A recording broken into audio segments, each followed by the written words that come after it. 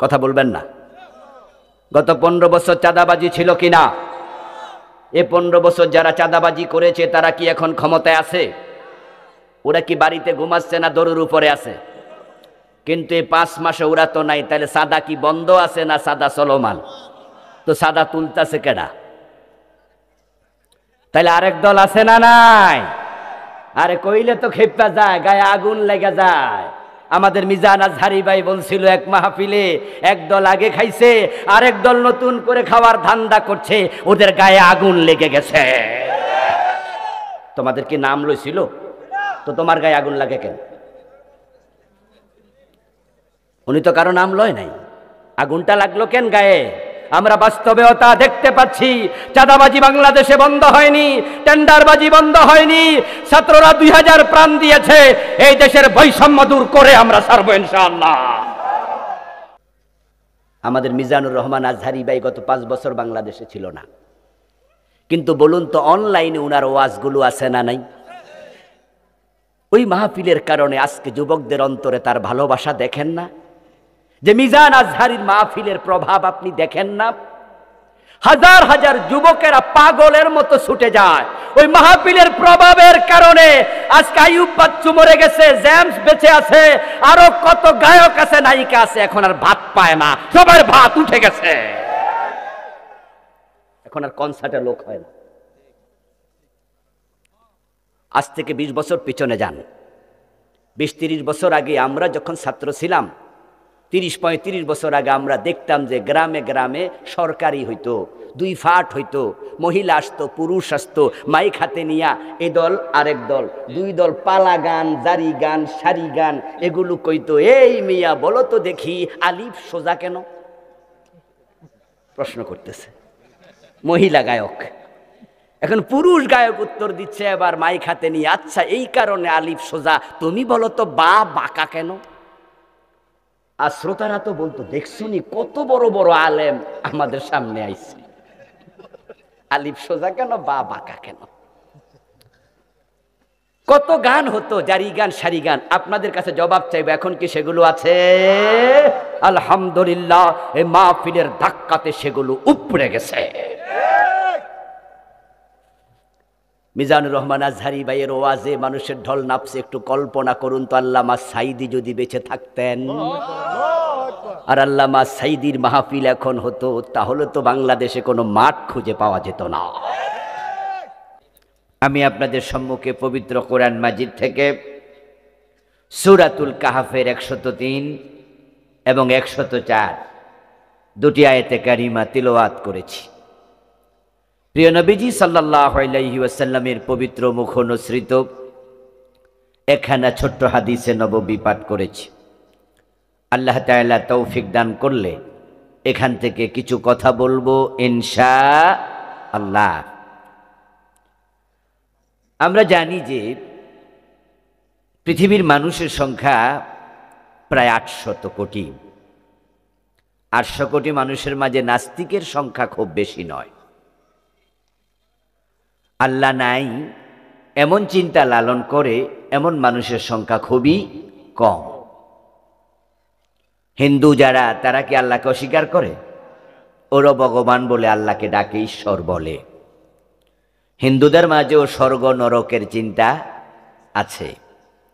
এজন্য আপনারা দেখবেন আপনাদের ব্রাহ্মণপাড়া বাজারে গেলে অনেক হিন্দু দোকানদার বাবার ছবিটা নিয়ে ছবির মাঝে লিখে রাখে স্বর্গীয় দুলাল চন্দ্র ভৌমিক, স্বর্গীয় শরৎচন্দ্র দাস, এরকম লেখা কি আপনারা দেখেছেন?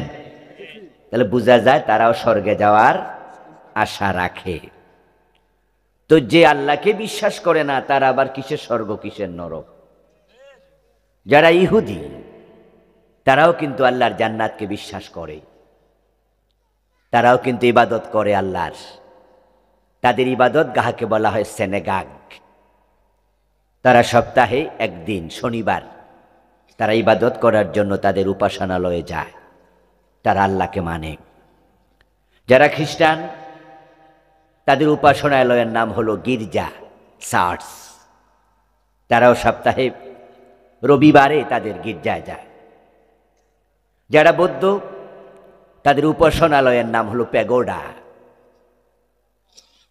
তাদের কিতাবের নাম কি ত্রিপিটক। তারাও আল্লাহকে বিশ্বাস করে। এজন্য বৌদ্ধদের মাঝে কিছু লোক আছে ভিক্ষু, যারা তাদের খোদাকে খুশি করার জন্য নিরামিষ ভোজী হয়, একেবারে 100% কাপড়বিহীন চলে। ওরা বলে দুনিয়া দরকার নাই, আমরা স্বর্গে যেতে চাই। এই জন্য তাদের ঘর নাই, বাড়ি নাই, বিবাহ শাদী করে না, এবং তারাও হয় নিরামিষ ভোজী, মাছ মাংস খায় না, এবং তারা কাপড়টা পর্যন্ত পরিধান করে না। আল্লাহকে পাওয়ার জন্য তারাও পাগল। খ্রিস্টানদের মাঝে আছে ফাদার্স, খ্রিস্টানদের চার্চে পাওয়া যায় নান। নান হচ্ছে মহিলা যারা বিবাহ করবে না, শুধু সাদা পোশাক পরবে, গলার মাঝে তারা ক্রুশ চিহ্ন ধারণ করে চলে, পুরাটি জীবন তারা গির্জায় কাটিয়ে দেয়। ফাদার আছে, বিয়ে করে না, পুরা জীবন গির্জায় কাটিয়ে দেয়, আল্লাহকে খুশি করার জন্য ঘর সংসার ত্যাগ করেছে। আমার বন্ধু মুসলমানের মাঝেও আছে কিছু লোক দরবেশ, নাম শুনছেন? মুসলমানের মাঝেও একই চিন্তা লালন করছে, যাদেরকে আমরা বলছি উনি দরবেশ মানুষ। গায়ের জামা কাপড় ময়লা, 7 দিনে একবার গোসল করে না, গায়ের মাঝে উৎকট দুর্গন্ধ পর্যন্ত হয়ে যায়। আবার এমন ময়লা কাপড় পরিধানকারী, আবার এমনও আছে কাপড়টাই পরে না, পুরা ল্যাংটা থাকে। ওই লোক মারা গেল, ল্যাংটা পীরের মাজার বানায়া দেয়। আসেনি বাংলাদেশে? ল্যাংটা পীরের দরগা, ল্যাংটা পীরের তাকিয়া, ল্যাংটা পীরের মাজার। এমনকি আপনারা শোনেন নাই? এর মানে পীর উনি, দেখছেন নি শব্দটা কি? ল্যাংটা পীর। খ্রিস্টানদের মাঝে আছে সন্ন্যাসী হয়ে গেল তারা, ইহুদিদের মাঝে আছে সন্ন্যাসী হয়ে গেল তারা, বৌদ্ধদের মাঝে আছে তারা সন্ন্যাসী হল, হিন্দুদের মাঝে আছে তারা সন্ন্যাসী হল। একই চিন্তা মুসলমানের ভিতরও কে বা কারা ঢুকাইয়া দিছে। যে বেটা ল্যাংটা থাকে সেও নাকি ফির, মারা গেলে তার নামে মাজার হয়ে যাচ্ছে। এই যে বিভ্রান্তি আজকের পৃথিবীতে আছে, এই বিভ্রান্তির অপনোদন সমাধান দরকার আছে না নাই? এখন যারা খ্রিস্টান ধর্মের মানুষ, ইহুদি, বৌদ্ধ, হিন্দু ধর্মের মানুষ, ওই মানুষদের মাঝে মা বাবার খেদমত করে, ওই মানুষদের মাঝে ওজনে কম দেয় না, মালে ভেজাল দেয় না। হিন্দু, বৌদ্ধ, ইহুদি, খ্রিস্টানদের মাঝে ন্যায় বিচার করে, সুদে টাকা লাগায় না, মানুষকে ঠকায় না, পরোপকারী এমন কিছু মানুষ তাদের মাঝেও আছে না নাই? এখন তারা যে ভালো মানুষ, তারা যে ত্যাগ তিতিক্ষার বিশাল উপহার সামগ্রী মানুষের সামনে উপস্থাপন করে, নিজে যা কামায় সবটা আল্লাহর রাস্তায় সাদাকা করে দেয়। এবং আপনারা জেনে আশ্চর্য হবেন, আন্তর্জাতিক সেবা সংস্থা রেড ক্রস, এই রেড ক্রস পুরাটাই খ্রিস্টান কর্তৃক পরিচালিত। হাজার হাজার কোটি টাকা প্রতি বছর তারা রেড ক্রসে ডোনেট করছে, এবং এই টাকা দিয়ে তাম পৃথিবীতে শত শত হাসপাতাল তারা চালাচ্ছে, অসহায় মানুষের ঘরবাড়ি বানিয়ে দিচ্ছে। আমার আলোচনার ধারাটা কোন দিকে যাচ্ছে এবার শোনাই। এই যে দান করছে, হারাম খাচ্ছে না, দুনিয়া পুরা ত্যাগ করে সন্ন্যাসী সেজে গেল, তাই বলে কি হিন্দু খ্রিস্টান আল্লাহর জান্নাত পাবে নাকি? আল্লাহর অসংখ্য ভালো বান্দা আছে, যে ভালো বান্দাদের আল্লাহ কোন নেক আমল কবুল করেন না। সূরা আল কাহফের 103 নম্বর আয়াত আল্লাহ তাআলা 1450 বছর আগে দুনিয়াবাসীর প্রতি মেসেজটাই দিয়েছেন, যারা ভালো আমল করার পরেও আখিরাতে জাহান্নামী হবে। কুল হাল নুনাব্বিউকুম বিল আখসারিনা আমালা, ও নবীজি আপনি বলুন, আমি কি তোমাদের কেমন কিছু মানুষের খবর দেব নাকি যেই মানুষগুলো আমলের দিক থেকে ক্ষতিগ্রস্ত, আমল করেছে কিন্তু আমল আল্লাহ পর্যন্ত পৌঁছে নাই, তাদের আমল আল্লাহ তাআলা দুনিয়াতে ফেলে দিয়েছেন। আল্লাযীনা দাল্লা সাইয়ুহুম ফিল হায়াতিদ দুনিয়া, যেই মানুষগুলোর ভালো কাজ দুনিয়াতে হারায়া গেছে, কবুল হয় নাই, আল্লাহ গ্রহণ করেন নাই।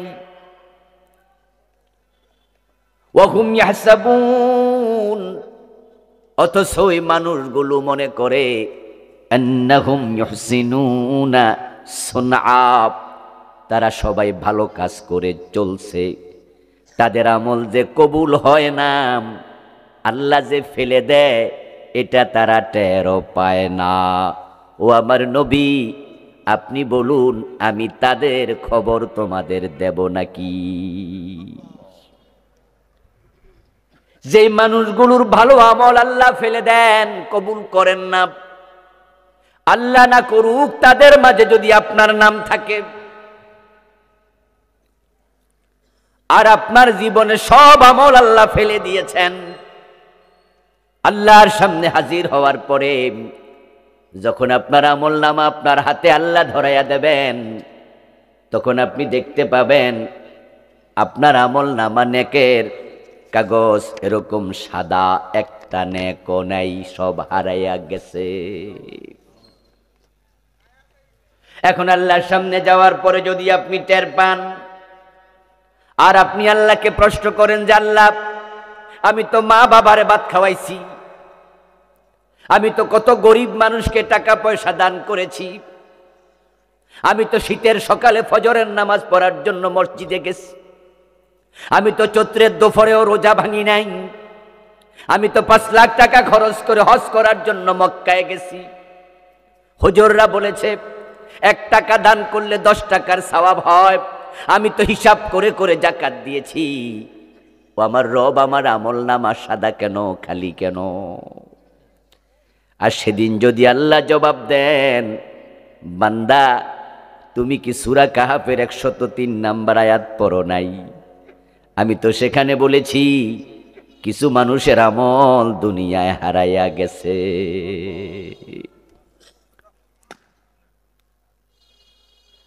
তুমি তো তাদের একজন, তোমার আমল তো দুনিয়াতে শেষ। আপনি সেদিন আর্গুমেন্ট করতে পারবেন, কথা বলতে পারবেন, কথা বলার সুযোগ আল্লাহ দেবেন। আল্লাহ সেদিন আপনাকে বলবেন তুমি তো শেষ করেছো তোমার নিজেকে। আপনি বলবেন আল্লাহ আমার অপরাধ কি আমি দেখতে চাই। এবার আপনার পাপের আমল নামা যেটা, সেটা আল্লাহ খুলে দেবেন, দিয়ে বলবেন দেখ তোর আমল নামার মাঝে এই এই কাজ আছে, এই এই কাজ করলে আমি কারো আমল আর নেই না। আপনি বুঝে ফেলবেন তখন। কিন্তু সেদিন বুঝে লাভ হবে কি? নতুন করে আমলের কোনো সুযোগ কি আর আছে? তবে হ্যাঁ, মানুষ সেদিন আল্লাহকে বলবে। কোরআনে আল্লাহ বলছেন তারা সেদিন বলবে ওয়ালাউ আন্না লানা কাররাতান ফানাকুনা মিনাল মুমিনিন। ও আমার রব, একটা বারের জন্য সুযোগ দাও, আমি ভালো মোমেন বান্দা হব। আমি তোমার জন্য তো সন্ন্যাসী সেজেছিলাম, তোমার জন্য তো আমি খাবার দাবার পর্যন্ত ভালো করে খাই নাই। মুসলমানরা রোজা রাখে, আমিও তো রোজার মতোই ছিলাম, নিরামিষ ভুজি ছিলাম। ও আল্লাহ, আমি তোমাকে খুশি করার জন্য কত কিছু করলাম, বিয়ে শাদী পর্যন্ত করলাম না। আল্লাহ তখন বলবেন পাগলা বান্দা, আমি রাসূলকে আদর্শ বানাইছি, তাকে আদর্শ না মেনে মন মতো আমল করেছ, মন মতো চললে আমল কবুল হয় না। আমার রাসূল আদর্শ হয়ে তিনি আমাদের শিখাইছেন লাউ কুনতু আমারা আহাদিকুম আন ইয়াসজুদা লিআহাদিন লা আমারতুন নিসা আন ইয়াসজুদনা লিআজওয়াজিহিন। যদি দুনিয়ার কোনো মানুষকে সেজদা করার জন্য আমি আল্লাহ অনুমতি, আমি রাসূল বলতাম, তাহলে আমি নারীদেরকে বলতাম স্বামীদেরকে সেজদা করো। কিন্তু আমি নবী মুহাম্মদ মানুষ হয়ে মানুষের সেজদা গ্রহণ করার অনুমতি কাউকে দেই নাই। রাসূলুল্লাহকে সেজদা করার জন্য সাহাবারা অনুমতি চেয়েছিলেন। একদিন প্রিয় নবীজি একটা ওটের সামনে দাঁড়িয়েছিলেন। ওটটা রাসূলুল্লাহ সাল্লাল্লাহু আলাইহি ওয়াসাল্লামের পায়ের সাথে ওই ওটের মুখ লাগাইয়া গুনগুন শব্দ করছিল। প্রিয় নবীজি সাল্লাল্লাহু আলাইহি ওয়াসাল্লামের পায়ের সাথে যখন ওট তার ঠোঁট লাগাইয়া দিল, তখন সাহাবারা বলছে, ইয়া রাসূলুল্লাহ, ওট যদি আপনার কাছে এমন বিনয়ী হতে পারে, তাহলে আমরা আপনার কাছে কেন মাথা নত করব না? আমাদেরকে আপনি অনুমতি দিন। রাসূলুল্লাহ জবাব দেন, না না, ইবাদতের মালিক শুধু আল্লাহ। অথচ আমাদের বাংলাদেশে এই মসজিদে গিয়ে আল্লাহর সেজদা দেয়, আবার দরবারে যাইয়া পীরের পায়ে সেজদা দেয়, এমন নামাজি 2-4 জন আছে না নাই? যেই লোকটা পীরের পায়ে সেজদা দিল, বলুন তো তার ঈমান আছে না শেষ? যে মাজারে সেজদা দিল সে মুমিন না মুশরিক? অথচ এই লোকটাই কিন্তু জুমার নামাজ পড়ছে, এই লোকটাই তার মা বাবার সেবা করছে, এই লোকটাই আবার ফকির গেলে তাকে ভিক্ষা দিচ্ছে। মনে মনে ভাবছে তার নামাজ, তার রোজা তাকে জান্নাতে নিয়ে যাবে। কিন্তু যেই লোকটা ঈমান হারাইয়া ফেলছে, যার ঈমান নাই, তার নেকামল আর একটাও কবুল হয় না। যখন কোনো মানুষের ঈমান চলে যায়, তখন তার বাকি জীবনটা সব বরবাদ। ঈমান হলো একের মতো, নেক আমল হলো তার ডান পাশে শূন্যের মতো। একের ডানে যদি একটা শূন্য দেন কত হবে? সবাই বলুন। 2টা দিলে, 3টা দিলে, এবার 1 মুছে দেন, শূন্য শেষ, মূল্যহীন। আল্লাহর কত বান্দা শিরিক করেছে, কুফর করেছে, নেফাকে ইতিকাদি অন্তরে লালন করছে, আবার লোকটা নামাজও পড়ে, কি লাভ হবে? কি লাভ হবে? 5 ওয়াক্ত নামাজি হাজী সাহেব আল্লাহর আইনের কথা শুনলে চেহারা কালো হয়ে যায়। আল্লাহর আইনের পক্ষে যারা কথা বলে তাদেরকে উল্টা রাজাকার বলে গালি দিয়ে দেয়। এমন আছে না নাই? আল্লাহর আইনের বিরুদ্ধাচরণ যে করে, সাথে সাথে তার ঈমান শেষ। যেই লোকটা ঈমান হারা হয়ে যায়, বেঈমান হয়ে যায়, ওই লোক নামাজ রোজা করে আর কি লাভ? সব আমল হারিয়ে গেল। এবার লোকটা আল্লাহ তাআলাকে বলবে, হ্যাঁ প্রভু, বুঝেছি, আমি শিরিক করেছি, আমি কুফর করেছি। এখন তুমি আমারে দুনিয়া একটা বারের জন্য পাঠাও, ফানাকুনা মিনাল মুমিনিন, আমি ঈমানদার হয়ে ফিরে আসব। আল্লাহর কাছে বলবে, আমারে আরেকবার পাঠাও দুনিয়ায়। আপনার একটু আওয়াজ দিয়া বলুন তো, দুনিয়ায় পাঠানো হবে?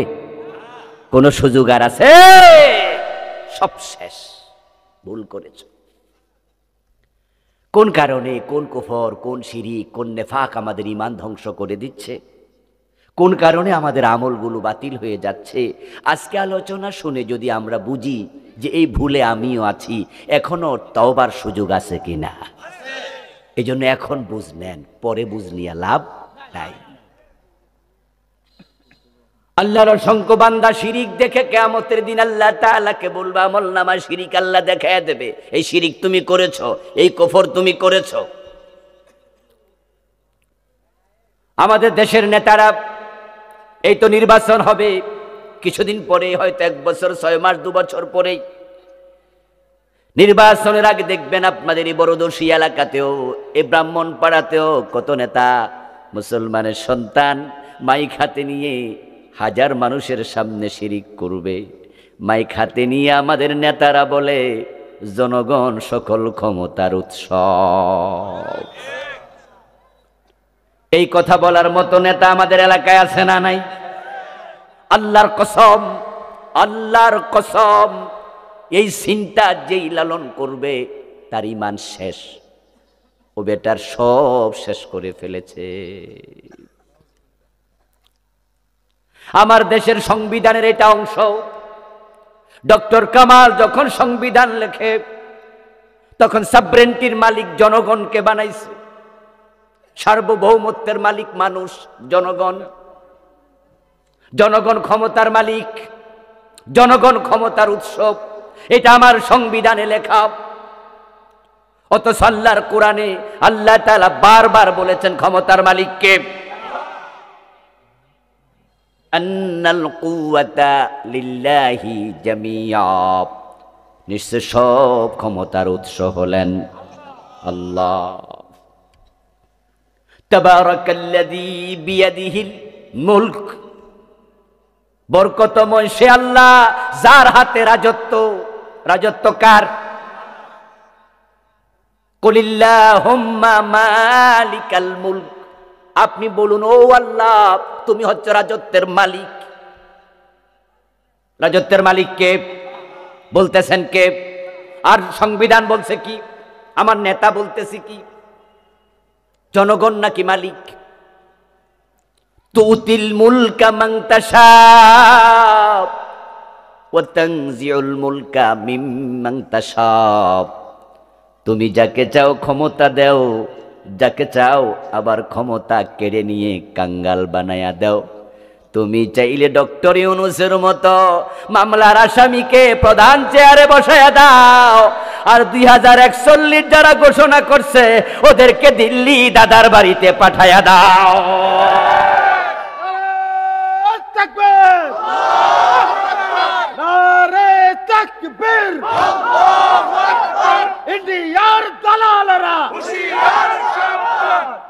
আমার প্রিয় ভাইয়েরা, জনগণ ক্ষমতার মালিক, এই শিরকি আকীদা থেকে ফিরে আসা দরকার আছে না নাই? এজন্য আমরা সংবিধান পরিবর্তনের কথা বলছি। আলহামদুলিল্লাহ, আমরা বছরের পর বছর, যুগের পর যুগ এই সংবিধান পরিবর্তনের কথা বলে আসছি। এটা ভালো করে গ্রহণীয় হয় নাই, কিন্তু আলহামদুলিল্লাহ অগাস্ট বিপ্লবের পরে এখন নতুন সরকারও সংবিধানের ব্যাপারে ভাবতেছে। কেউ বলতেছে সংস্কার, কেউ বলতেছে নতুন করে লিখো। আমরা দাবি তুলতে চাই, এই সংবিধান সরাইয়া কোরআনকে সংবিধান বানায়া দাও। এই সংবিধান শিরিক মিশ্রিত সংবিধান, এই সংবিধান কুফরি মিশ্রিত সংবিধান। আল্লাহ বলছে, ও নবী আপনি বলুন, কুল আপনি বলুন, আল্লাহুম্মা ও আল্লাহ মালিকাল মুলকি, রাজত্বের মালিক তুমি। আর মাইক হাতে নিয়ে নেতা কয় জনগণ, সাথে সাথে ঈমান শেষ। এই নেতা আল্লাহর সামনে গিয়ে সেদিন বলবে, আল্লাহ এই কথা বললে ঈমান চলে যায়, এটা আমি জানতাম না। ওয়ামা কুন্না না'মালু মিন সু, কোরআনে আল্লাহ বলছেন সেদিন সে বলবে আমি এমন খারাপ আমল আমি করতাম না, এ কথা আমার মুখে আমি আনতাম না, আমি বুঝি নাই পীরের পায়ে সেজদা দিলে ঈমান চলে যাবে। কেমনে বুঝবে?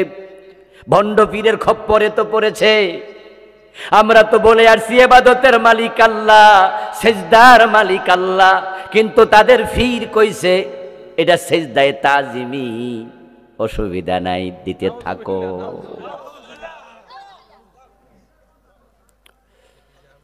ওরা আমাদের কথাকে বলে শরীয়তের মৌলবী বোঝে না। শরীয়তে মানুষের সেজদা দেয়া যায় না, মারেফতে নাকি দেয়া যায়। আমি বলি যেই মারেফত মানুষের সেজদা দিতে শিখায় এটা মারেফত না, এটা হলো মরার পথ। মারেফত না মরার পথ, ওখানে গেছে ঈমান মরছে। এটার নাম তারা বানাইছে সেজদায়ে তাজিমি। ও প্রিয় ভাইয়েরা আমার, তারা যুক্তি দেয় যদি ফেরেশতারা নবী আদম আলাইহিস সালামকে সেজদা দিতে পারে, ফেরেশতাদের ঈমান না যায়, তারা মুশরিক না হয়, তাহলে পীরকে সেজদা দিলে মুশরিক হবা কেন? বরং আবুল কালাম আজাদ বাশারেরা এটা বোঝে না, তারা শরীয়তের হুজুর। 30,000 জহেরি, 70,000 বাতেনি। এমন একটা কথা আমাদের সমাজে আছে না নাই? এই কথাগুলো আমাদেরকে বিভ্রান্ত করে ফেলছে, শেষ করে দিচ্ছে। জহেরি মানে কি? প্রকাশ্য। বাতিনি মানি অপ্রকাশ্য। আচ্ছা, যে 70,000 বাতিনি, তো বাতিনি যদি হয় হেরা জানলো কেমনে? কি ফেস লাগে যায় না? যদি এটা বাতিনি হয়, তো বাতিনি হতে হেরার কাছেও বাতিনি। হেরা নাকি বাতিনিটা জান্নালাইছে, তো যেটা জান্নালাইছে এটা বাতিনি আসেনি, জহেরি হয়ে গেছে না? আমার দোস্ত, আপনাদের মনেও প্রশ্ন আসতে পারে, আদম আলাইহিস সালামকে ফেরেশতারা সিজদা করলো, তাহলে শিরিক হলো না কেন? তার উত্তর হলো, আদম আলাইহিস সালামকে সিজদা করার জন্য ফেরেশতাদেরকে অর্ডার করেছেন কে? তো ফির সাহেব যে সিজদা নিল, হেরে সিজদা দিতে আল্লাহ কই কইছে? হেটা দেখাক। আদমেরটা হেল্লকে লাগায় কেন? আদম আলাইহিস সালামকে সিজদা করার জন্য আল্লাহ অর্ডার দিছে, ফেরেশতারা সিজদা দিয়েছে, অর্ডার সেখানে শেষ। নবী আদমের সময় ভাই বোনে বিবাহ জায়েজ ছিল, ঠিক না? এখন ওই দলিল দিয়ে যদি ফির সাহেব তার বোনের বিয়ে করে, মানুষ ফিডাইব না?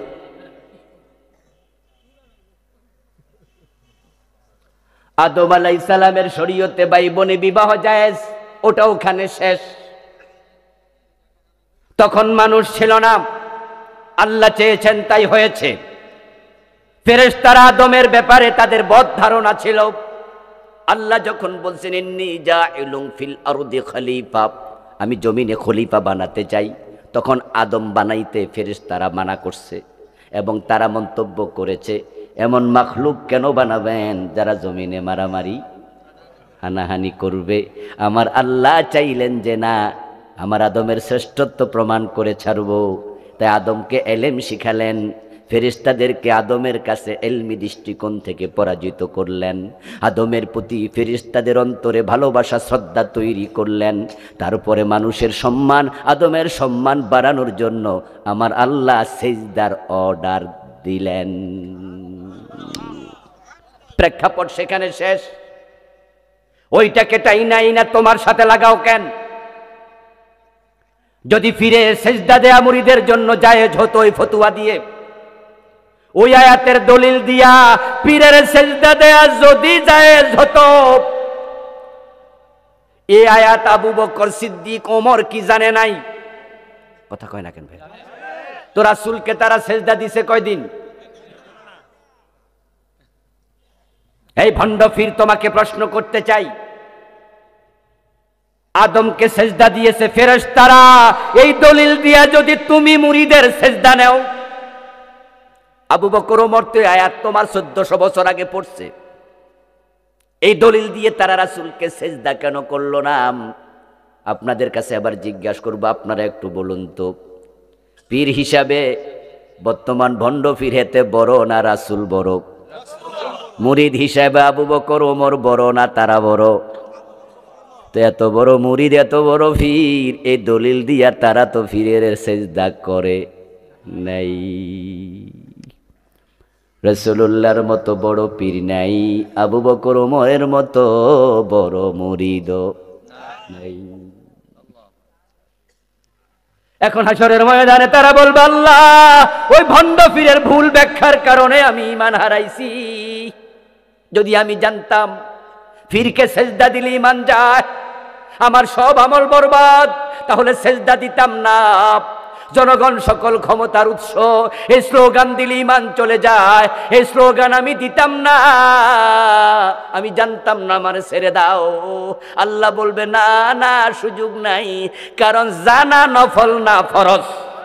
তো জানলি না কেন? কোরআনে যত অর্ডার আল্লাহ তাআলা দিলেন, 1 নম্বর অর্ডার কি ছিল? প্রথম আয়াত কি ছিল? ইকরা। ইকরা মানে কি? ইকরা মানে কি? তাহলে পড়ার সাথে জানার সম্পর্ক আছে না নাই? তুই এ কোরআন কেন পড়লি না? হাদিস কেন পড়লি না?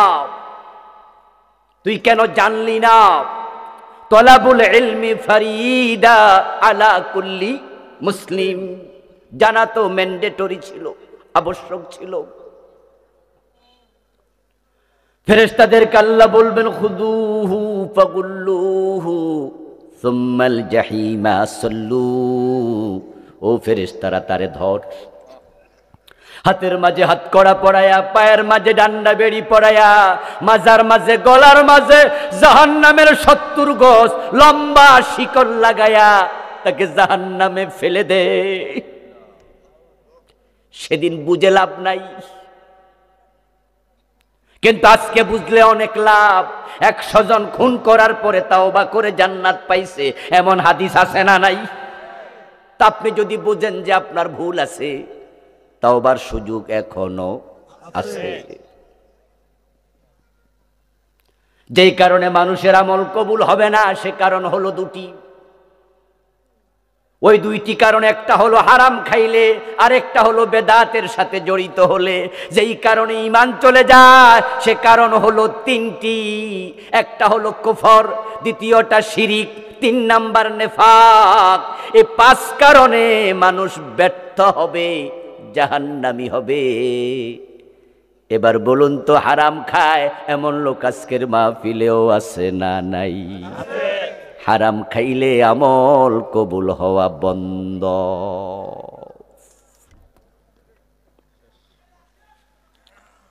قال رسول الله صلى الله عليه وسلم من اشترى ثوبا بعشرة دراهم فيه درهم حرام لم يقبل الله له صلاته ما دام عليه। প্রিয় নবীজি বলছেন, 10 দিরহাম দিয়ে কাপড় কিনেছো, 9 দিরহাম হালাল, 1 দিরহাম ছিল হারাম, ওজনে কম দেয়া টাকা, মালে বেজাল মিশানো টাকা, পরের জমি দখল করে বিক্রি করা টাকা, সুদে লাগানো টাকা, ফাইল আটকায়া সিগনেচার করেছো, ঘোষ নিয়ে পকেটে ঢুকাইয়া সে টাকা তোমার কাপড়ে ঢুকে গেছে 1 টাকা। নবী মুহাম্মদ বলেন, সে কাপড় পরে 1,00,000 রাকাত নামাজ পড়েছো, 1 রাকাত আর কবুল হবে না। ডাইরেক্ট সুদের টাকায়, ঘোষের টাকায় যায় নামাজ কিনা, ওই যায় নামাজে খাড়াইয়া নামাজ পড়ে এমন লোক আছে। সিনেমা কইরা টাকা কামাইছে, হে নায়িকা আবার হজে গেছে সিনেমার টাকা দিয়া। সিনেমার নায়িকা হজ করছে, এমন নায়িকা আসেনি? অনেক নায়িকা। আমাদের মৌসুমী ম্যাডামও নাকি আলহাজ, উনি হজ করছে। কিছুদিন আগে দেখলাম যে টেলিভিশন সাক্ষাৎকারে ওনাকে সাংবাদিক প্রশ্ন করছে যে আপনার শেষ কয়টা ইচ্ছার কথা বলুন। উনি বলছে, তাহলে শেষ কথা বলবো আমার ইচ্ছা। সাংবাদিক আবার বলতেছে, আমার ভিডিওটা অন করা আছে, আমি থাকবো না। আপনি বলেন একা একা ভিডিও রেকর্ড হোক, আমরা পরে শুনবো। আমাদের সামনে বলতে আপনি হয়তো একটু কুণ্ঠিত হতে পারেন, এজন্য আপনি একা একা বলেন যা বলতে চান। শেষ ইচ্ছা কি? উনি বলছে, আমার শেষ ইচ্ছা হলো আমার মৃত্যুর পর যেন কেউ আমার চেহারা না দেখে। উনি বাবারে, কত বড় আল্লাহর ওলি! জীবিত অবস্থায় পুরা শরীর দেখায়, মরার পরে চেহারা যেন না দেখে। কনসেপশনের ভুলটা কোথায়? কনসেপশনের ভুলটা কোথায়? এই মহিলা আল্লাহকে ভয় যদি না করত, বিশ্বাস না করত, আখিরাতে জান্নাত জাহান্নাম আছে এই চিন্তা না থাকতো, তাহলে এই কথাটা বলতো না। চিন্তা আছে, কিন্তু চিন্তার মাঝে ভুল ঢুকেছে। ও বেটি, মরার পরে পর্দা ফরজ না, মরার পরে তোরে দেখা অন্যের জন্য হারাম, তোর আর হুকুম থাকে না, তোর শরীয়ত মরার আগেই, ঠিক কিনা? আমরা যখন মরে যাই তখন আমাদের দায়িত্ব শেষ। এখন আমারে গোসল দেয়া, আমার জানাজার নামাজ পড়া, আমারে কাপন দাপন করা, এগুলোকে আমার দায়িত্ব না জীবিতদের? আমার দায়িত্ব শেষ, আমার কাজ শেষ। উনি বলতেছে, আমার মরার পরে যেন কে চেহারা না দেখে। আশ্চর্য হলাম, আরে মরার পরে পাবলিকে তোমার যদি চেহারা দেখে তোমার কোনো গুনাহ নাই, কারণ তোমার দায়িত্ব শেষ। কিন্তু জীবিত অবস্থায় দেখলে তোমার গুনাহ আছে না নাই? তাহলে পর্দাটা কখন দরকার? আর সে বলছে মরার পর। এই বুঝে শুধু মৌসুমী আফা একা নাই, এই বুঝে আমরাও আছি। আপনাদের এই বড়দশিয়া গ্রামে একজন লোকের শালি মারা গেল, বয়স 16 থেকে 17। শালি মারা যাওয়ার পরপরই দুলাভাই আসলো, এসে শ্বশুর বাড়ির লোকদেরকে বলল, আমার শালির শেষ গোসলটা আমি দিতে চাই, আমি দুলাভাই হিসাবে এই আবদার করছি। ওরে বাবা রে বাবা, অ্যাকশন শুরু হয়ে গেছে, মাঠ থেকে অ্যাকশন শুরু। নাউজুবিল্লাহ। সবাই বলবে যে কি কয় রে এই বদ্দার জামাই, তোমার শালির গোসল তুমি দিবা, কি খারাপ কথা। তোমার শালির গোসল দূরের কথা, শালির দিকে তো তোমার তাকানোই না জায়েজ, শরমিয়া। এবার জামাই দুলাভাই বলতেছে, তাহলে গতকালকে যে মোটরসাইকেলের পিছনে শাড়ি লইয়া ঘুরছি তখন মাসলা কইছিল? দুলাভাইয়ের মোটরসাইকেলে শালি উইটটা এমনি দৌড়া থাকে, এমন ঘটনা বাংলাদেশে নাই। তো যখন দুলাভাই মোটরসাইকেলের পিছনে শাড়ি লইয়া এমন দপাইছে, তখন গায়ে গায়ে ঘষা লাগছে না, ওটার কোনো গুনাহ হয় নাই। তো আজকে তাকাইলে গুনাহ, ঠিক না? কয় যে গোসল তো দূরের কথা, তাকাইলো গুনাহ। তো গতকালকে যে ঘষা লাগছে তখন তোমাদের মাসলা কইছিল। নাউজুবিল্লাহ পড়ুন না, তোমরা তখন কোথায় ছিলা? কোথায় ছিলা তখন তোমরা? তাহলে আমরা মরার পরে মাসালা শুরু করি, ঠিক না? হ্যাঁ, দেখবেন যে জিন্দা থাকতে কোরআন শরীফ পড়ে না, মরার পর হুজুর আইনা কোরআন শরীফ পড়ায়। লাশের চারিপাশে বেশি করে পড়, খতম করে না।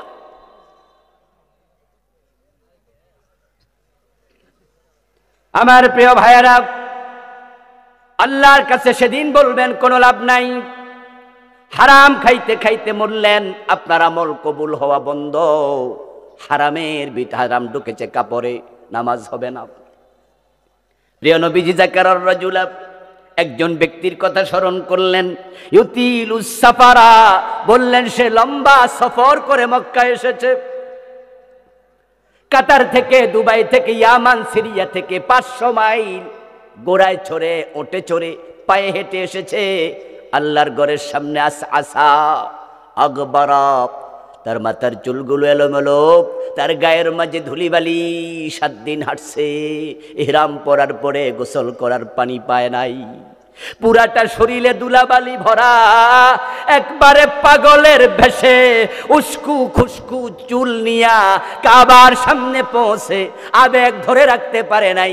ইয়ামুদ্দু ইয়াদাইহি ইলাস সামা, আকাশের দিকে 2 হাত তুলে বলে, ইয়া রব্বি ইয়া রব্বি ইয়া রব, ও আমার আল্লাহ, এমন জায়গায় দাঁড়াইছি যেখানে কত নবীর পায়ের ধুলা লেগে আছে, তুমি আমারে মাফ করে দাও, আমারে তুমি এটা দাও, আমারে ওইটা দাও। আমার বাবা দোয়া চেয়েছে, মা আপনজন বন্ধু বান্ধব আসার সময় দোয়া চাইছে, আল্লাহ তাদের দোয়া কবুল করো। মনে মনে ভাবে এখানের দোয়া আল্লাহ ফেরাবে না। অথচ রাসূল বলেন, মাতামুহু হারামুন ওয়া মাশরাবুহু হারাম ওয়া মালবাসুহু হারাম ওয়া গুযিয়া বিল হারাম, তার পেটে হারাম, তার কাপড়ে হারাম, তার মাংসে রক্তে হারাম। সে যে বিদ্যুতের বিল দিছে, পানি খাইছে, ওই বিদ্যুতের বিলটাও ছিল হারাম। কাবার ভিতরে ঢুকে দোয়া করুক, ফান্না ইউস্তাজাবু লিযালিক, হারাম খাইলে দোয়া কবুল হবে না।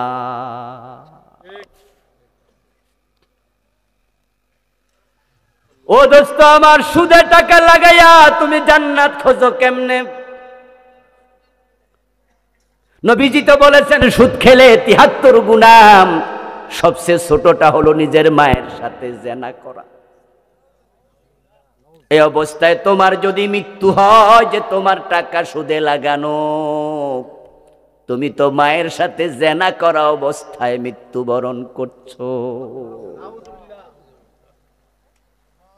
হাদিসে আছে, মান আকালা দিরহাম রিবা ওয়া হুয়া ইয়ালাম আন্নাহু আশাদ্দু মিন 36 জিনা।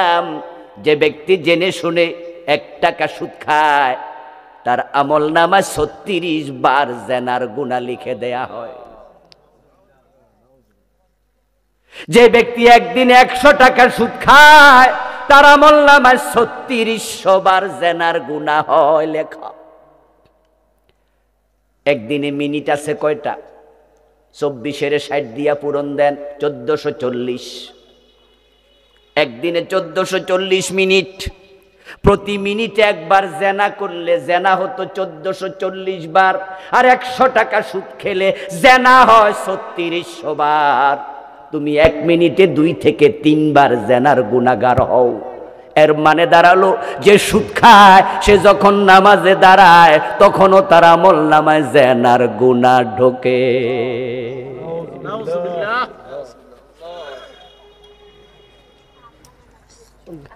ও দোস্ত, হারামের সাথে সম্পর্ক কাট অফ করো, না হয় নামাজ রোজা ছেড়ে দাও, ভণ্ডামি করিও না। সুদ খাইবা নামাজও পড়বা, এটা ভণ্ডামি চলছে। গোশ খাইবা নামাজ পড়বা, মানুষ ঠকাইবা নামাজ পড়বা, তোমার মতো গোলাম আল্লাহর প্রয়োজন নাই। দুটো একসাথে চলবে না, যেটা আমাদের দেশে অ্যাভেলেবেল চলছে, ঠিক না? চলছে মানে অফিসে যাইয়া একবারে দাড়িওয়ালা টুপিওয়ালা অফিসার টুপি মাথায় ঘোষ খায়, দাড়ি মুখে ঘোষ খায়। গোশ খাইতে খাইতে খাইতে খাইতে আজান আসছে কানে, হাইয়া আলাস সালাহ, জোহরের টাইম হইছে। ক্লায়েন্টকে তখন বলে, এই মিয়া দিলে তাড়াতাড়ি দেন, মসজিদে যাবো। বাহ, কত বড় আল্লাহর ওলি! গোশের টাকা পকেটে নিয়া মসজিদে দাঁড়াইছে। আল্লাহু আকবার, ইয়্যাকা না'বুদু ওয়া ইয়্যাকা নাস্তাঈন। আল্লাহরে কইতাছে, আল্লাহ আপনার গোলাম আমি। আল্লাহ কয়, গোলাম পকেটে এসব কি কি লইয়া মসজিদে ঢুকছো? ভণ্ডামি ছেড়ে দাও, তার সাথে ভণ্ডামি করে পার পাওয়া যাবে না। 1 টাকা হারাম ঢুকেছে শরীরে, ওই হারাম টাকা বের করো, তারপর আল্লাহকে ধরো। রাসূলুল্লাহ সাল্লাল্লাহু আলাইহি ওয়াসাল্লাম বলেন, ইন্নাল্লাহা লা ইয়াকবালু লিসাহিবি বিদআতিন সাওমান ওয়ালা সালাতান ওয়ালা হাজ্জান ওয়ালা উমরাতান ওয়ালা সারফান ওয়ালা আদলা ওয়া ইয়াখরুজু মিনাদ-দীন কামা তাখরুজু শাওরাতু মিনাল আজিন। রাসূলুল্লাহ বলেন, যে ব্যক্তি বেদাতি হয়ে যায় তার নামাজ রোজা হজ যাকাত ভালো কোনো ইবাদত আল্লাহ কবুল করে না। বেদাতি দিন থেকে এমন ভাবে বেরিয়ে যায়, খামির থেকে চুল টানলে চুল যেমনে বেরিয়ে যায়। আমাদের দেশে বেদাত আছে না নাই? বেদাতের সাথে জড়িত আছেন এমন লোক আজকেও 2-4 জন আছে না নাই? হ্যাঁ, বেদাতের সাথে জড়িত আছে যারা, তারা বড় মজা নেয়।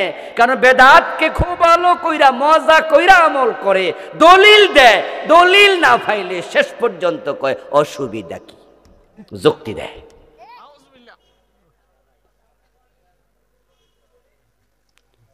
বেদাতি দিন থেকে বেরিয়ে যায় তেমন ভাবে যেমন খামির থেকে চুল বেরিয়ে যায়। কি চমৎকার উদাহরণ, কি চমৎকার উদাহরণ!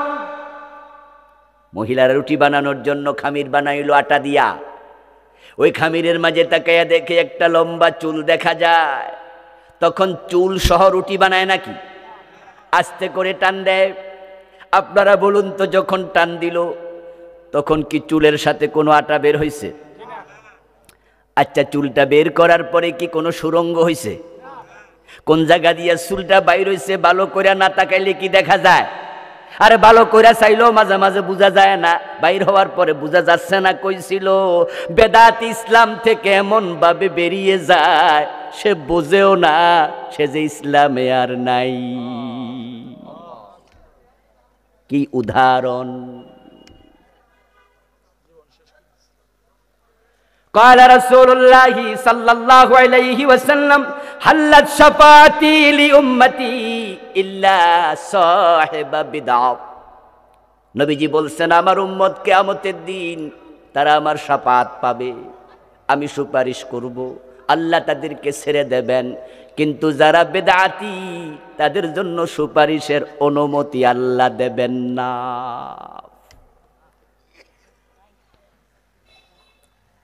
ও দোস্ত, ভালো করে শোনো, তুমি যদি বেদাতের সাথে থাকো তোমার সুপারিশ রাসূল করবেন না, আল্লাহ শাফাতের অনুমতি দেবে না।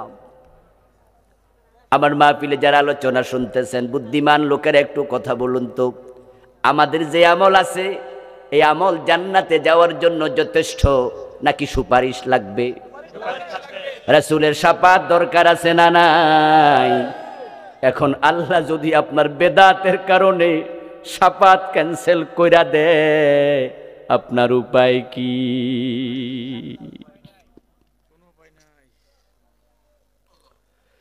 ও ভাই আমার, হাউজে কাউসারের পানির কথা শুনে আমরা সবাই লোভাতুর। হাউজে কাউসারের পানি পান করার জন্য আমাদের আগ্রহের কোনো শেষ নাই। আমরা সবাই তো হাউজে কাউসারের পানি পান করতে চাই, ঠিক না? কি আগ্রহ আমাদের! কিন্তু রাসূলুল্লাহ বলেন, বেদাতীদেরকে আমি হাউজে কাউসারের পানি খাওয়াইতে পারবো না, আল্লাহ সেটা দেবেন না। আপনি সুন্নি নাম দিয়ে বেদাত করতেছেন, আর আমরা কইলে আমাদেরকে ওয়াহাবি বলে গালি দেয়, ঠিক না? গালি দিও না ভাই, গালি দিও না। আমরা তোমাদেরকে ভালোবাসি, কারণ তুমিও আমার ভাই। আমরা চাই তুমিও রাসূলের শাফাত পাইয়া জান্নাতি হও। আমরা চাই হাসরের ময়দানে তুমি এবং আমি, আমরা সবাই রাসূলের হাউজের পানি পান করব, ঠিক না? এজন্য তোমাকে বলছি, বেদাতি হলে রাসূল বলে আমার হাউজের পানি নাই, তো তোমার কি উপায়? আত্মসমালোচনা করো। সহিহ বুখারীতে এসেছে, রাসূলুল্লাহ সাল্লাল্লাহু আলাইহি ওয়াসাল্লাম বলতেছেন, আচ্ছা বুখারীর হাদিসের ব্যাপারে সুন্নি ওয়াহাবি বেদাতি সবাই তো মানে না হাদিস। বুখারীর হাদিস শুনলে আমরা বলি ও আচ্ছা বুখারীতে আছে, কহে আচ্ছা ঠিক আছে। আহলে হাদিস বলেন, হানাফি বলেন, ওয়াহাবি বলেন, সুন্নি বলেন, মাযহাবি বলেন, লা মাযহাবি বলেন, কিয়ামি বলেন, লা কিয়ামি বলেন, আলিয়া বলেন, কওমি বলেন, সবার কাছে বুখারী শরীফের গ্রহণযোগ্যতা সমান। যারা আলিয়া মাদ্রাসার হুজুর তারাও বুখারীর হাদিস দিয়া দলিল দেয়, দেয়নি? যারা কওমি মাদ্রাসার তারা দেয় না?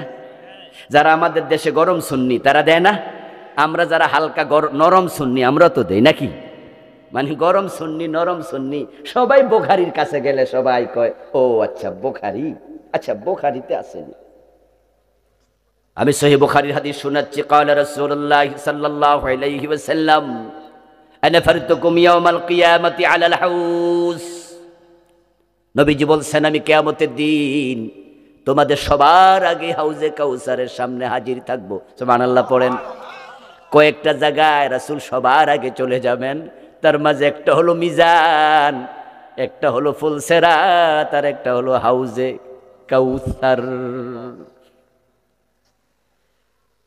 আল্লাহর হাবিব বলেন, আমি তোমাদের সবার আগে হাউজে কাউসারের সামনে চলে যাব, ওখানে গিয়ে আমার উম্মতকে হাউজের পানি পান করাতে থাকবো। আমার উম্মতেরা যে একবার সেখান থেকে এক গ্লাস পানি পান করবে, লা ইয়াজমাউ আবাদা, কোনদিন আর পিপাসা লাগবে না। মা হুয়া শাদ্দু বিয়াদাম মিনাল লাবান ওয়া আহলা মিনাল আসাল। প্রিয় নবীজি বলছেন, ওই হাউজের পানি হবে দুধের চেয়ে সাদা, মধুর সে মিষ্টি, আতিয়াবু মিনাল মিস্ক, মিস্কের সে অধিক সুগন্ধিযুক্ত। এমন পানি পৃথিবীতে নাই। আমরা তো নিয়মিত পানি পান করি, পানির আলাদা একটা স্বাদ আছে, পানির মাঝে মধুর মতো মিষ্টতা নাই। পানির কালার একটা নিজস্ব কালার আছে, পানির কালার দুধের মতো নয়। পানির মাঝে কোনো নরমাল গন্ধ থাকে না, কিন্তু রাসূল বলে আমার হাউজের পানি এত ব্যতিক্রম, এটা দুধের চেয়ে সাদা, মধুর চেয়ে মিষ্টি, এটা মিশকে আম্বরের চেয়ে অধিক সুগন্ধযুক্ত হবে। আমার উম্মতেরা লাইন ধরে দাঁড়াবে, আল্লাহর ফেরেশতারা তাদেরকে হাউজের পানি বন্টন করতে থাকবে। তবে সেখানে কোনো যানজট লাগবে না, মানব জট লাগবে না। কি জানু কানুজুমিস সামাম, কারণ আমার হাউজের পেয়ালা হবে তত, আকাশে তারকা আছে যত। আমার উম্মত পানি পান করতে থাকবে, ইতোমধ্যে আমার কাছে একদল লোক আসবে, ইয়ারিফুনানি ওয়া আনা আরিফুহুম। তারা এসে আমাকে বলবে, রাসূল আমরা আপনার উম্মত, আমিও তাদেরকে উম্মত মনে করব, তাই আমি তাদেরকেও পানি দেওয়ার জন্য আগাবো। কিন্তু তাদের হাতে হাউজের পানি পৌঁছানোর আগে ফায়ুহালু বাইনি ওয়া বাইনাহুম, তাদের মাঝে আর আমার মাঝে একটা পর্দা পড়ে যাবে। ফাকুলু ইন্নাহুম মিন্নি, আমি তখন আওয়াজ দিয়ে বলবো, কি হলো, তারা তো আমার উম্মত, কেন পর্দা পড়ে গেল, কেন পানি দিতে পারলাম না? তখন ফেরেশতারা এসে বলবে, ইন্নাকা লা তাদরি মা হাদাসু বাদাক, ও নবী আপনি জানেন না এই উম্মত নামের দাবিদার লোকগুলো আপনার ইন্তেকালের পরে অনেক বেদাত বানাইছে।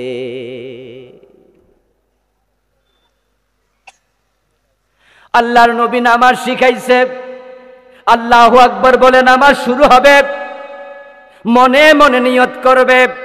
আর এই লোকগুলো আপনার ইসলামের মাঝে আঙ্গুল ঢুকাইয়া দিছে। তারা নাওয়াইতু আন উসাল্লি লিল্লাহি তাআলা আরবা রাকাত, তারা এই জাতীয় নিয়ত আরবিতে তারা বানাইছে। নবী মুহাম্মদ আপনি আজান শিখাইছেন হযরত বেলালকে, হযরত আবু মাহজুরা রাদিয়াল্লাহু তাআলা আনহুমা, এই দুইজন বড় বড় সাহাবীকে আপনি আজান শিখাইছেন। আপনার আজান শুরু হয়েছে আল্লাহু আকবার দিয়া, আর এই লোকগুলো আজানের আগে দুরূদ শরীফ ঢুকাইয়া দিছে। ও রাসূল আপনি ঈদ করেছেন দুইটি, ঈদুল ফিতর, ঈদুল আজহা, আর তারা নিজেরা ঈদে মিলাদুন নবী বানায়া স্লোগান দিছে, সকল ঈদের সেরা ঈদ ঈদে মিলাদুন নবী। ও নবী আপনার ইসলামটাকে তারা ওলট পালট করে দিছে। আপনি রেখে এসেছেন ইসলাম, আপনার ইসলামে ছিল চোর ধরে হাত কাটো, আর তারা 54 বছর দেশ চালাইছে মুসলমান, একটাও চোরের হাত কাটে নাই। আপনার ইসলামের মাঝে ছিল জেনা করলে 100 বেত লাগাও, বিবাহিত হলে পাথর মারো। তারা 54 বছর দেশ চালাইছে বাংলাদেশ, একটা জেনাকারীর বিচার কোরআনের আইনে করে নাই। আপনার ইসলামে ছিল মদ পান করলে 80 বেত লাগাতে হবে। তাদের দেশে হেরোইন, ফেন্সিডিল, ইয়াবা, প্যাথেডিন, আরো কত মাদক খাইছে মানুষ। আপনার হাদিসের আলোকে তারা এই বিচার একদিনও করে নাই। আপনার ইসলামটাকে লোকগুলো বিকৃত করে ছেড়ে দিয়েছে। রাসূল বলেন আল্লাহ পর্দা ফেলে দেবে এমন মানুষকে হাউজের পানি পান করতে আল্লাহ দেবেন না। আমার সামনে আপনারা যারা আছেন, হাউজে কাউসারের পানি খাইতে হলে বেদাত করা যাবে, ইসলামের বিধানের বাহিরে যাওয়া যাবে। আমরা যখন বলি চোর ধরে হাত কাটতে হবে, তখন তো আপনাদের কাছে মনে হয় আমরা রাজনীতি করতেছি। যে হুজুরদেরকে দাওয়াত দিয়ে আনছিলাম তাফসীর মাহফিলে, হুজুরদের সারাদিন শুধু রাজনীতি করে গেছে। রাজনীতি, কোরআন শরীফ ক্ষমতায় নিতে হবে, চোর ধরে হাত কাটতে হবে। এত চোর ধরে হাত কাটার শখ কেন হুজুরের? ও দোস্ত, চোর ধরে হাত কাটা এটা নফল না ফরজ? এটা শুধু রাজনীতি না, ইবাদত। তো রাসূলের ইসলাম তুমি উল্টা চলবা কিভাবে? তোমাকে তো রাসূল হাউজের পানি দেবে না, সেদিন কেমনে জান্নাত পাবে? এই জন্য আমাদের রাজনীতি নিছক রাজনীতি না। আমরা পেটের ধান্দায় রাজনীতির কথা বলি না, আমরা পকেট ভারী করতে রাজনীতির কথা বলি না। গত 5 বছরে যারা কোরআনের রাজনীতির, গত 5 মাসে যারা কোরআনের রাজনীতির কথা বলে, 1 টাকা চাঁদাবাজি করেছে প্রমাণ পাবেন না। গত 15 বছর চাঁদাবাজি ছিল কিনা? কথা বলবেন না। গত 15 বছর চাঁদাবাজি ছিল কিনা? এই 15 বছর যারা চাঁদাবাজি করেছে তারা কি এখন ক্ষমতায় আছে? ওরা কি বাড়িতে ঘুমাচ্ছে না দড়ির উপরে আছে? কিন্তু এই 5 মাসে ওরা তো নাই। তাহলে সাদা কি বন্ধ আছে না সাদা চলমান? তো সাদা তুলতেছে কেডা? তাহলে আরেক দল আছে না নাই? আরে কইলে তো খেপা যায়, গায়ে আগুন লেগে যায়। আমাদের মিজান আজহারি ভাই বলছিল এক মাহফিলে, এক দল আগে খাইছে, আরেক দল নতুন করে খাওয়ার ধান্দা করছে, ওদের গায়ে আগুন লেগে গেছে। তোমাদের কি নাম লইছিল? তো তোমার গায়ে আগুন লাগে কেন? উনি তো কারো নাম লয় নাই। আগুনটা লাগলো কেন গায়ে? আমরা বাস্তবেও তা দেখতে পাচ্ছি। চাঁদাবাজি বাংলাদেশে বন্ধ হয়নি, টেন্ডারবাজি বন্ধ হয়নি। ছাত্ররা 2000 প্রাণ দিয়েছে। এই দেশের বৈষম্য দূর করে আমরা ছাড়বো ইনশাআল্লাহ। আমরা পেটের চিন্তা রাজনীতি করি না, রাজনীতির কথা বলি না। আপনাদের কাছে আমার জিজ্ঞাসা, রাসূলুল্লাহর জীবনে রাজনীতি আছে না নাই? প্রিয় নবী সাল্লাল্লাহু আলাইহি ওয়াসাল্লাম 10 বছর মদিনা চালালেন কোরআন দিয়ে। তাহলে আমাদের বাংলাদেশ তো আমরা একদিনও কোরআন দিয়ে চালাইতে পারলাম না। আমরা কোরআনওয়ালারা কোরআন দিয়ে দেশ চালানোর কথা বলবই, থামাতে পারবা না। ভালো লাগলেও বলবো, ভালো না লাগলেও বলবো। এদেশের নাগরিক, আমাদেরকে বলতে দিতে হবে। জেলে দিলে সেখানে গিয়েও বলবো। প্রিয় নবী বলছেন, ফাকুলু সুকান লিমান গায়্যারা বাদি। যখন ফেরেশতারা বলবে ইয়া রাসূলুল্লাহ, এগুলো সুবিধাবাদী, আপনার ইসলামকে তারা বিকৃত করেছে, যাহা ছিল না তাহা বানাইছে, আর যাহা ছিল তার কিছু কিছু বাদ দিছে। আমি যে 2-3টার কথা বললাম, এই মাত্র 2-3টার কথা বললাম যে এগুলা বেদাত, মাত্র 2-3টার কথা বললাম। তো আপনি জিকির করছেন, জিকিরের মাঝে রাসূলের সিস্টেম আপনি চেঞ্জ করছেন। বেদাত মানে কি? হিয়াল ইবাদাতুল মুহদাসা মা লাম তাকুন ফি জামানিন নবী ওয়া আসহাবি। বেদাত হচ্ছে এমন ইবাদত বানানো যেটা রাসূল এবং সাহাবাদের জামানায় ছিল না। রাসূল কি জিকির করেন নাই? কথা বলেন না ভাইয়েরা? জিকির শিখান নাই?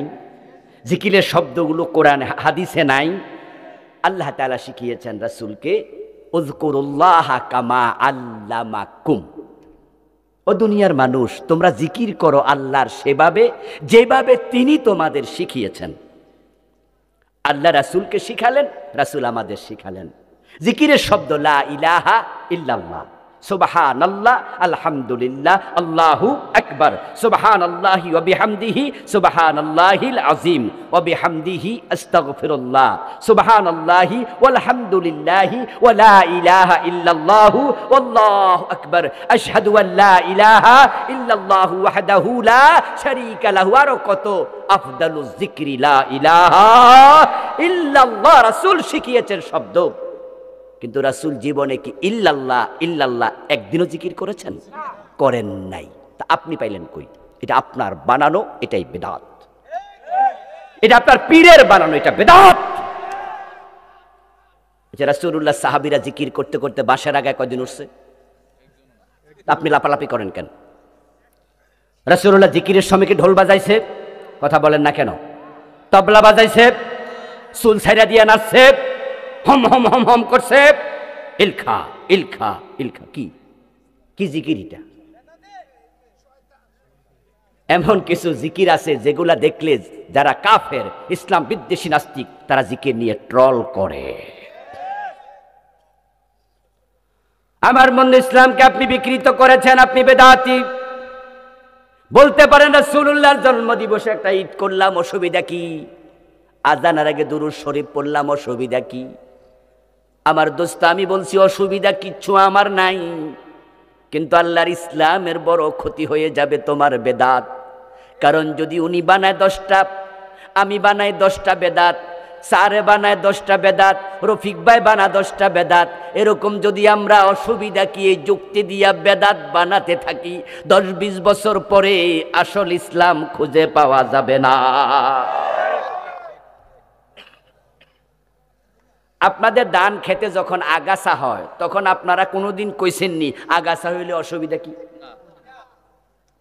বরং আপনারা নিজের আগাছা তুলে ফেলেন, টান দিয়া তুলে ফেলেন, কামলা রাখেন, উঠার দেন, গসা মারেন, গোড়া তুল্যালান। কারণ আপনি জানেন আপনি একজন কৃষক, আগাছা যদি বেশি হয় মূল ফসল হবে না, ঠিক না? মূল ফসল ক্ষতিগ্রস্ত হবে। এজন্য একজন কৃষক আগাছাকে উপড়াইয়া ফেলে। বেদাত যদি সমাজে ছড়িয়ে যায়, মূল ইসলাম ক্ষতিগ্রস্ত হবে। এই জন্য আমরা হকপন্থী আলেমেরা বেদাত সহ্য করি না, আমরা উপড়াইয়া তুলে ফেলি। বেদাত নিয়ে আমি বই লিখেছি, আরো কত বছর আগে লিখেছি। বাংলাদেশে চলমান 38টা বেদাতে বইতে আমি লিখেছি। আপনারা যে বেদাতগুলো করছেন, এগুলো নিজে খুঁজবেন, খুঁজে তাওবা করবেন। আল্লাহ তাওবাকারীদেরকে ভালোবাসে, ঠিক কি না? কুফর, শিরক, নিফাক যদি কলবে থাকে ঈমান শেষ। বাংলাদেশে কুফর আছে না নাই? অভাব নাই, রাষ্ট্র কুফর প্রমোট করে। গত 15 বছরে আমাদেরকে আলেম ওলামাদের ওয়াজ মাহফিল যদি না থাকতো, অধিকাংশ মানুষকে সরকার নাস্তিক বানায় ছেড়ে দিত, কাফের বানায় ছেড়ে দিত।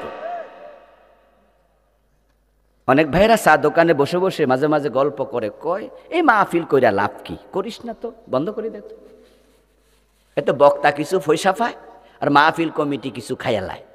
পাবলিকের কোনো লাভ নাই। এমন কিছু পাতলা কথা বলার লোক আছে না নাই? এ কথাগুলো বলবেন না। হ্যাঁ, আপনাদের কথা শতভাগ অসত্য নয়, সত্যতা কিছু আছে।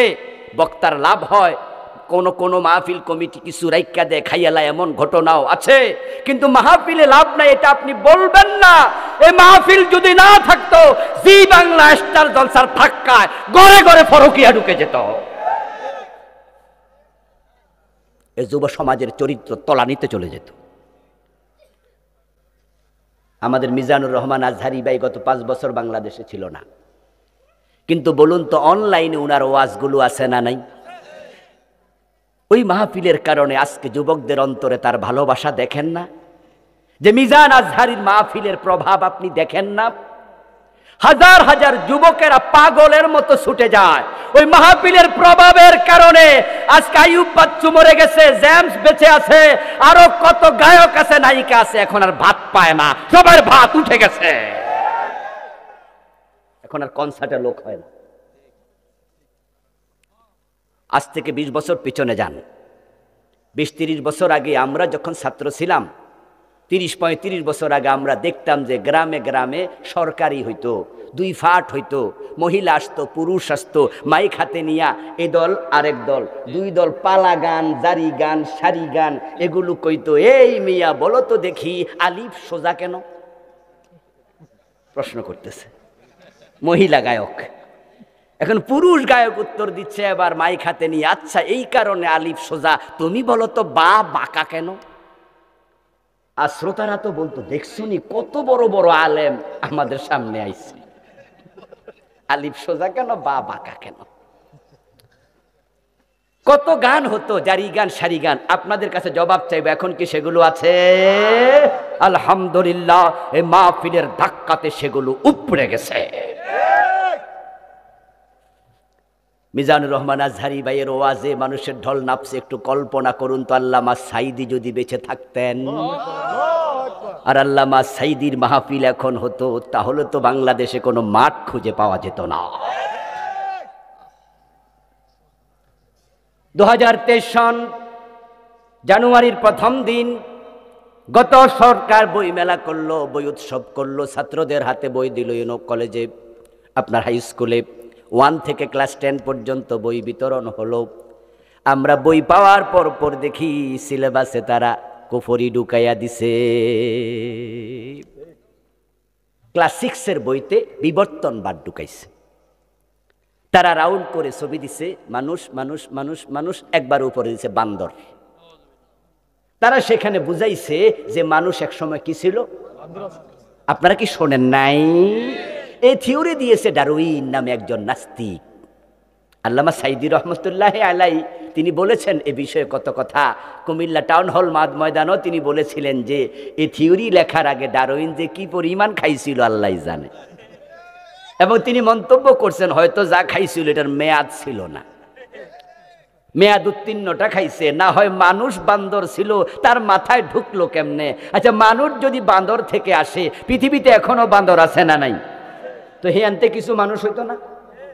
কোন বান্দর মানুষ হইতে শুনছেন? বান্দরের সাথে মানুষের চরিত্রের কিছু মিল আছে, চেহারার কিছু মিল আছে। আচ্ছা, পাবদা মাছের সাথে কি বোয়াল মাছের মিল নেই? তাই বলে যদি কেউ বলে যে বোয়ালের পূর্বপুরুষ পাবদা মাছ, এটা কি হইল? আন্দাজা কথাবার্তা আর কি।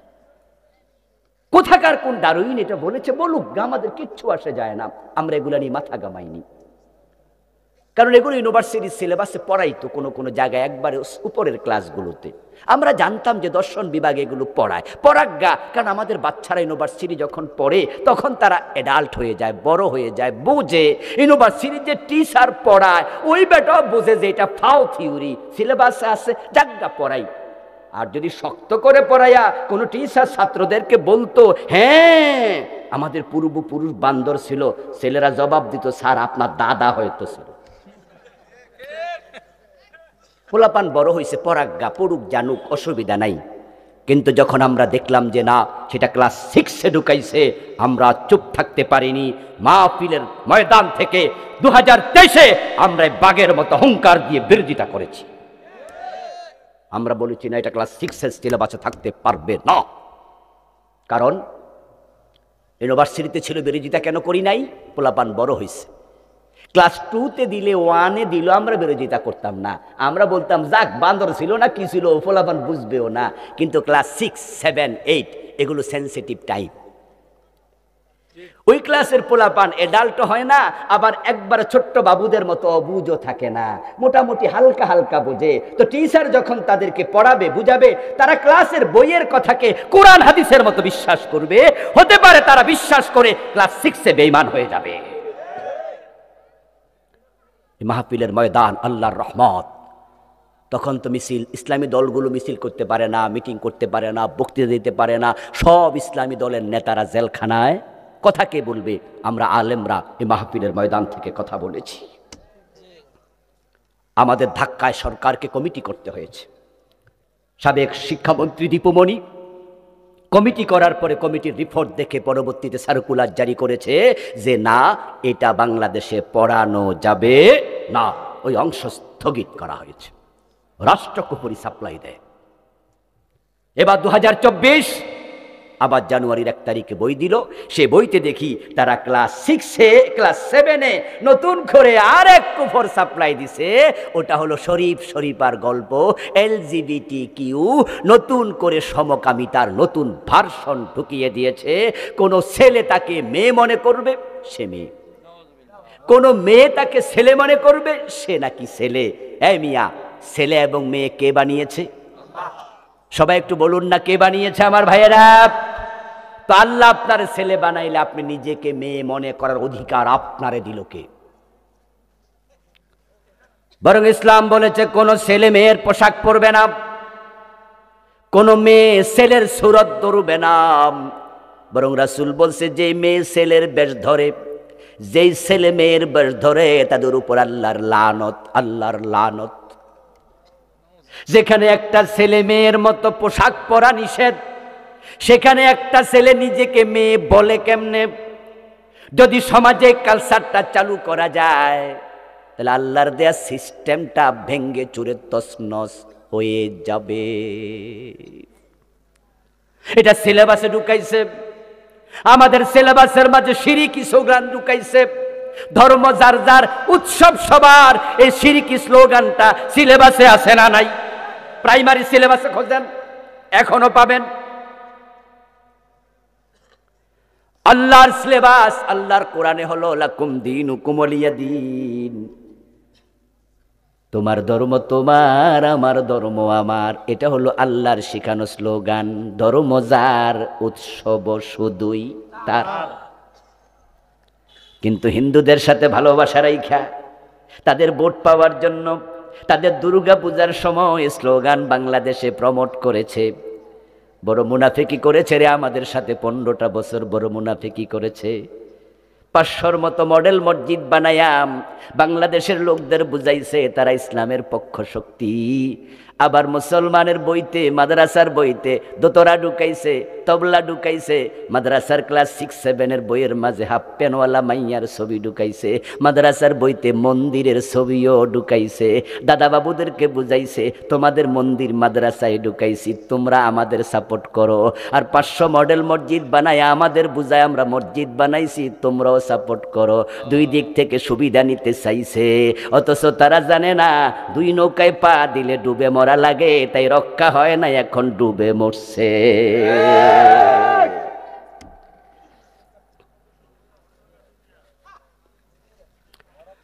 কত কুফরি আমাদের দেশে, তার হিসাব নাই। এ নিয়ে আমি বই লিখেছি। আমার লিখে বইতে আমি 56টা কুফরি লিখছি। শিরিক লিখছি বাংলাদেশে চলমান 29টা। আমার লিখা 8টা বই আছে। বইগুলো পড়বেন, উপাদেয়, প্রয়োজনীয়। আলহামদুলিল্লাহ। পরিবার নিয়ে লিখেছি, মিরাজ নিয়ে লিখেছি, সালাত নিয়ে লিখেছি। আমার ভাইরা নিফাক লিখেছি। নিফাক, অন্তরে নিফাক থাকলে ঈমান শেষ হয়ে যায়। কুফরিগুলো চিহ্নিত করেন, থাকলে তাওবা করেন। শিরিক চিহ্নিত করেন, থাকলে তাওবা করেন। নিফাক থাকলে চিহ্নিত করেন, থাকলে তাওবা করেন। হারাম খান কিনা ভাবেন, থাকলে তাওবা করেন। বেদাত আছে কিনা ভাবেন, তাওবা করেন। তাওবা করে মরলে আল্লাহর জান্নাত মিলবে।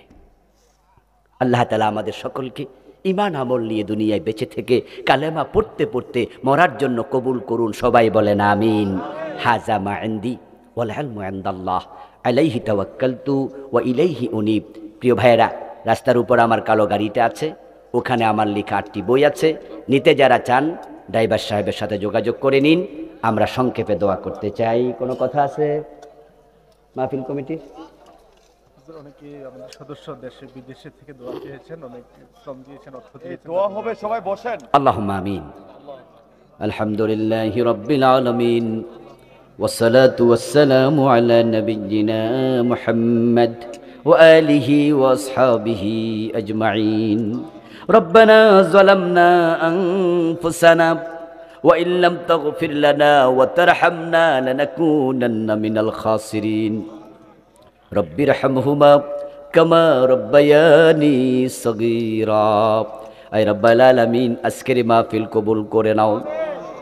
আমাদের জীবনের গুনাহগুলো মাফ করে দাও। ইয়া আল্লাহ, আমাদের সালাম প্রিয় নবীর কবর মোবারক মদিনা মুনাব্বারায় পৌঁছায়া দাও। ইয়া আল্লাহ, আমাদের কারো মা নাই, কারো বাবা নাই, আপনজন প্রিয়জন কবরে, সবার কবরে হাদিয়া পৌঁছায়া দাও। সবার কবরকে জান্নাতের টুকরা, যুবক হীরকখণ্ড সোনার টুকরা বাইগুলাকে হযরত ওমরের মতো ঈমানওয়ালা বানায়া দাও। ইয়া আল্লাহ, সংস্থার মাধ্যমে দেশ জাতির বড় বড় খেদমত করার তৌফিক দাও। ইয়া আল্লাহ, আমাদের যারা অসুস্থ আছে সুস্থ করে দাও। মা বোনদেরকে ফাতেমাতুজ জাহরার মতো ঈমান আমলওয়ালা বানায়া দাও। ইয়া আল্লাহ, কোরআন সুন্নাহর আলোকে আমাদের জীবন সাজানোর তৌফিক দাও। বাংলার জমিনটাকে কোরআনের জন্য কবুল করে নাও। صل وسلم وبارك على نبينا محمد وآله وأصحابه أجمعين.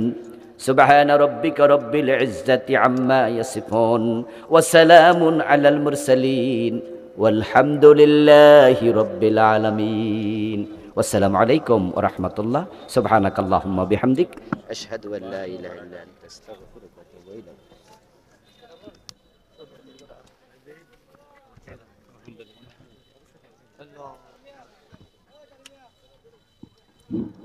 পরবর্তী আদর্শ সমাজ কল্যাণ পরিষদের সকল সদস্যরা এখানে থাকবে একসাথে স্টেজের সামনে।